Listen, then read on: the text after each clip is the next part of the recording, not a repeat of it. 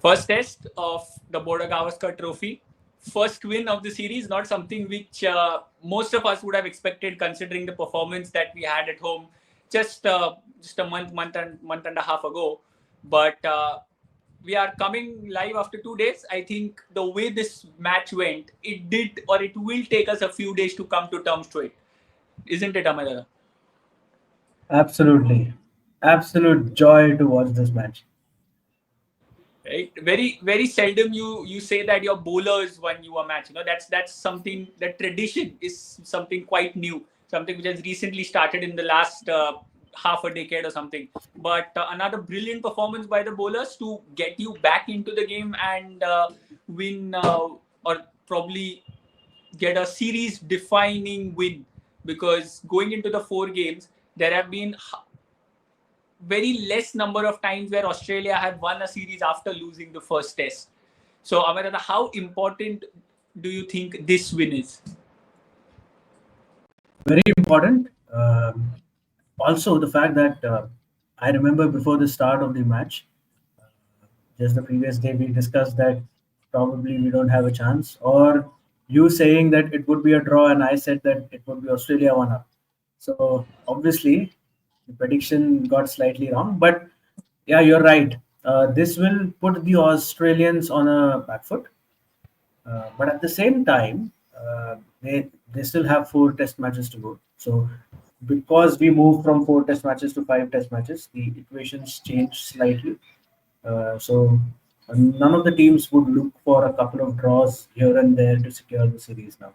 So that's the beauty of having 5 test matches. And now India is 1 up. So all we need to do is just win 2 test matches out of 4. However, as I said before, it won't be easy, considering that Australians played with their number one side. All their best 11 played the game, and yet India was able to convincingly beat them. So it won't be, I'm still saying, it won't be very easy for India to repeat the performance. But right now, the bowlers are giving us the confidence that we've never had before from our Indian bowlers. So great to see that. Also, just to add on that point, right, the likes of Kapil Dev, the likes of the Australian media are discussing our Indian bowlers, especially that great man Bumrah. Uh, in fact, Maxwell went on to say on one of the media channels that he's seen the best bowler ever take wickets on Perth, and that's Bumrah.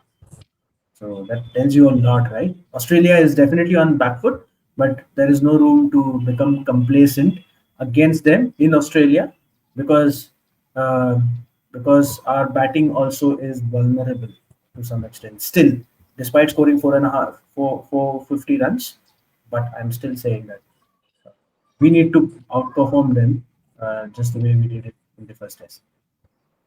Yeah, but you mentioned about, or you mentioned the word media, and we all know how hostile the Australian media is.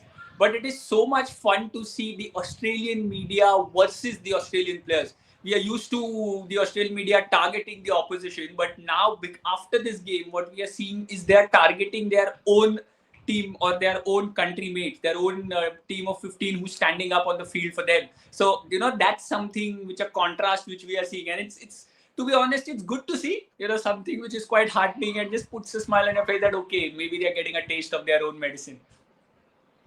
Absolutely. The last time I saw this happen was in 2018 in March. If you know, you know. Okay, we'll let people to guess that. I'm sure the cricket fanatics would have got that context. But But on that note, right? On that note, Rishabh, you're right. A lot of them, in fact, even Michael Warren is behaving like the Begani ki Shadi mein Abdullah Divana, and he's taking all the steps to set the stage for the next Ashes, and going on to claim that there are visible chinks in the armor of Australians, and that they are not playing as a team. They are divided between their bowlers and batsmen. The batsmen, when they go on a press conference, they refer their bowlers as bowlers, not as team. And while the bowlers do the press conference, they refer their batsmen as batsmen, not as a team, not as a leadership team or leadership group that they referred back then in 2018. So yeah, little bit of and the, sledging from my side to the Australians. And these are the same experts who were giving this series 3-0, 4-0 to Australia before the start of the first test. So that's quite a turnaround also. Absolutely. I remember bowlers from the 90s, a bowler from the 90s who had claimed that Australia will own India in less than 4 days on Perth, at Perth. If we go to the media and try to pinch them, there'll be a lot we'll have to talk. But let's just Yes. shift our focus to the heroics on the field. We spoke about Bumrah, what a magical spell he had throughout. But some underdogs, or maybe some players whose performances were overshadowed by some big ones. KL Rahul, one of them. Nitish Reddy, Washington Sundar turning up on the last day and spinning the ball, getting some wickets. I think everyone in the team did step up and ensured that they played their part in this victory. Absolutely. In fact, even Jurel pitched in with that fabulous catch at short leg Like, uh, of Michelin Stark. So yes, it was a complete team victory, and the belief in the team is seen. Despite bowled out for 150 and on the back of three test match losses at home, it would have taken a lot of courage to come back, and our team has done it. So kudos to them. Everyone performed, including the first innings 37 of Pant. I believe was a very important innings. That partnership little put us to 150. And when Australia were 67 for 7 with that brilliant um, spell from Bumrah, they were virtually out of the match right away, right there, in fact. So yes, however, because you talked about the team, right, and the team performances and everything, uh, I think for the second test we will expect that there will be some changes in the side. On that note, Rishabh, what do you think would be the major changes that happen in the playing 11, apart from, of course, Rohit Sharma coming back as the captain of India? apart from that, I don't think so there should be any other change, because maybe now the batting group is slowly taking shape.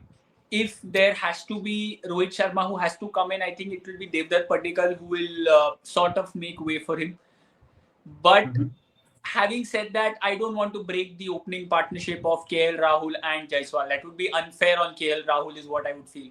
Jaiswal, left-hander, scored a 150. You're definitely not moving him.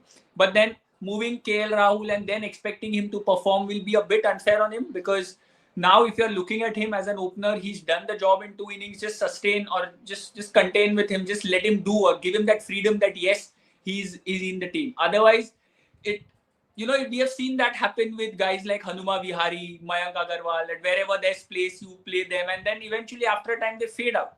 KL Rahul has got his chance. He's made a statement, made a comeback, and he's made a mark in the first innings and in the second innings. I think he should stay there, but I mean I don't see that happening. So maybe KL Rahul at Mm. three, and that's all I would want to change. The batting is looking good. Washington Sundar is doing his job with the bat, so I don't think so. We'll need to change in the spin department. Coming to the bowling, I think we are going at a venue where pacers will play most of the bigger role. Considering it's a ping ball test with the ball which has a lot of lacquer, so it will have much more lateral movement for a longer duration. So I think the pacers will do the job, and I think we have the kind of pacers we need. Nitish bowls well in the 130s. The other three pacers have done their job. They did. Harshit Rana took wickets. Siraj has been fantastic. Bumrah, no question about him. So I don't think so there should be any change in that. As long as the players are fit, they are looking, or they are in good rhythm, I think we should continue. I hope you agree with this team now. I do have a follow-up question. I do agree with what you said. However, what are your thoughts on including Shubman Gill in the playing 11 at some stage in this tournament? At some stage in the tournament, yes, but that would be conditions apply, and that would be only if there's injury, if there is a failure which you see from either of the players, only then. Because And now the would you back Jurel? Would you back Jurel still to play the second Test match?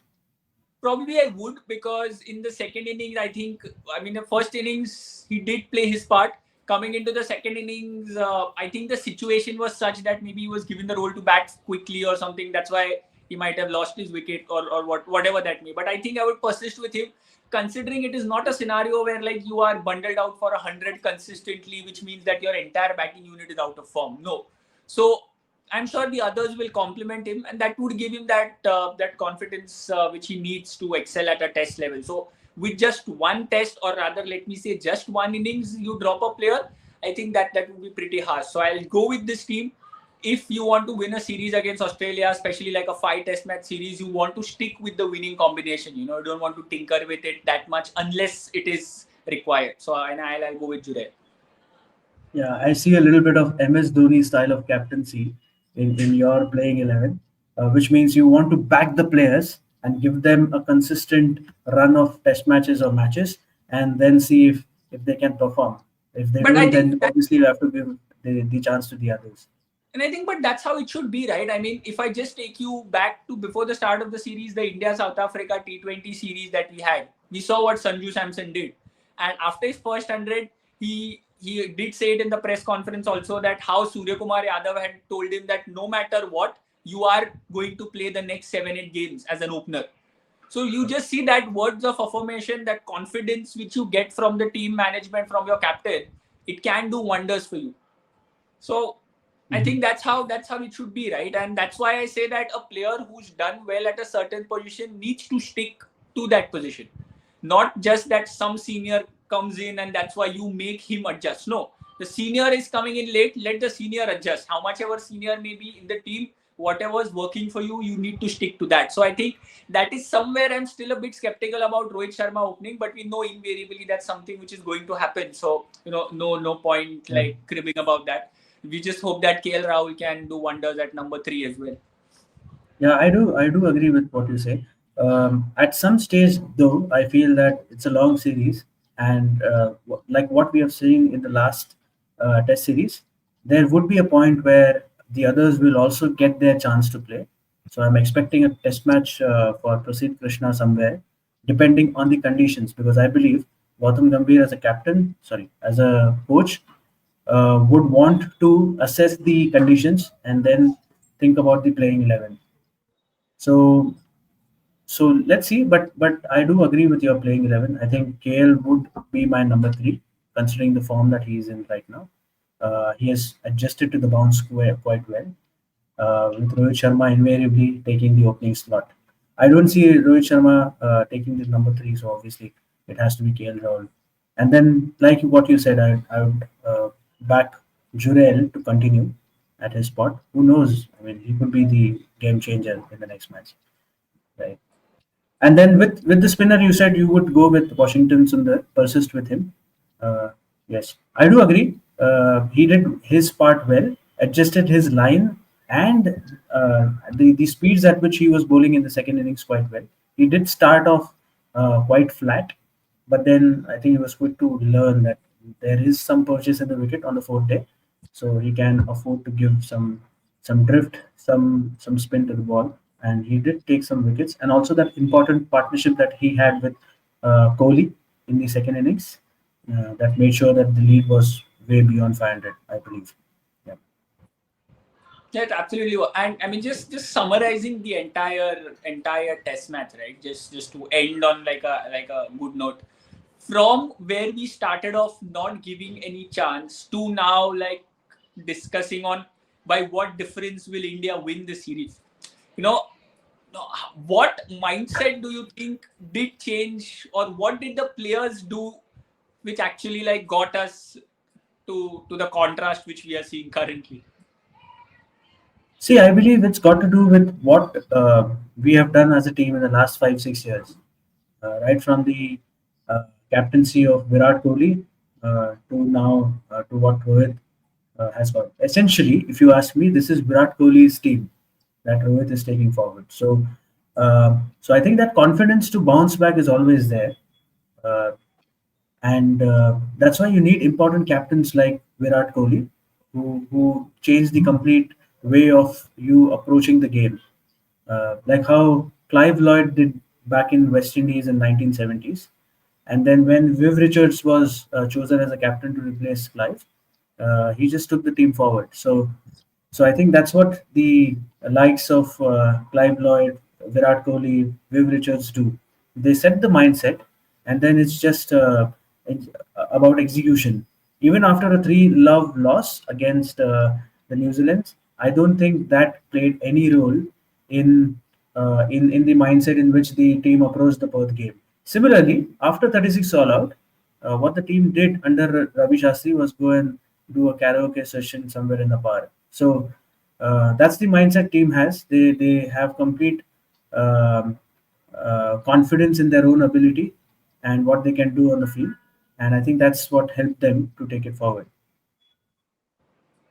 That's great. I mean, just talking about legacy, you mentioned about Clive Lloyd, Viv Richards. If you talk about the Indian cricket perspective, it's the 2003 to 2007 change, Dada's team, which MS Dhoni took over. Right? We can use that same analogy here as well. But going into the next test, probably a better test match for us as Indians because it's a day-night test, so we'll have a few extra hours to sleep in before we tune in on the TV. But any expectation from that test because it's a pink ball test in Australia. Australia 1-0 down. They are under pressure from all walks of life. You know that they are going to bounce hard. I mean, those are not easy nuts to crack. So, what are your expectations from the next test? It would be a bigger challenge than Perth, I believe, because of what you said. It's going to be pink ball. It's going to be day night. Would be colder than what it is right now. So I believe, and the wounded tigers in the form of Australians would want to come back in India. So let's hope for the best. But I still feel, and like I have done in the past, I still will give the chance to Australia. I would go with uh, predicting that they will triumph against us, and then would be more than happy uh, to find myself corrected. Also, my I have a very personal, I would say, selfish lookout at this series. I want India to leave this series with a positive win versus loss ratio in tests. Right now, we are equaling that number. We have 181 tests and lost 181 tests. So when we finish the series, I want that number to be positive on the wins side. And if we do that, we know we have won the series. So I want that desperately to happen. When Virat Kohli took over the captaincy and when we won the last series down under, I had a personal goal that this team, this bunch of people, should at least win 50 Test matches for India, and we were somewhere half there, and I believe we will do even more. But yeah, I mean, with a very selfish motive, I'll also say that we hope that your positive, the difference positive, what you're trying to say comes true. Because if that happens, it would also mean that invariably India is going to the World Test Championship finals also. Yes, So keeping that absolutely. in mind, I wish for your personal or your selfish goal also to come true. But on that note, I think we will let everyone just enjoy this week or so in the happy memories of what we've seen over the last 4.5 days.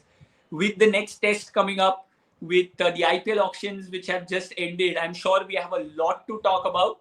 So we'll be back soon, and just stay in touch, and we'll be really delighted to have these conversations, Amarada. See you soon. Sure. Thanks. Thanks, Rishabh. See you soon. Bye bye.